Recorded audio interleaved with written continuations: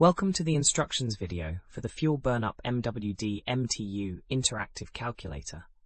This calculator helps nuclear engineers determine fuel burnup, which measures how much energy has been extracted from uranium fuel in a reactor.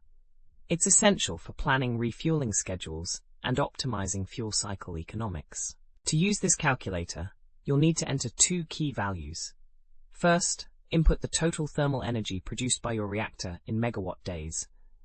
This represents the cumulative power output over time. Second, enter the initial mass of uranium fuel in metric tons. For our example, let's enter 15,000 megawatt days for the thermal energy and 0.5 metric tons for the uranium mass.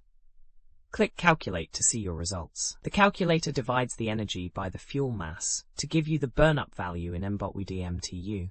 In our example, this gives us 30,000 MWD, indicating significant energy extraction from the fuel. We have thousands of other free engineering calculators on our website. Head over and check them out.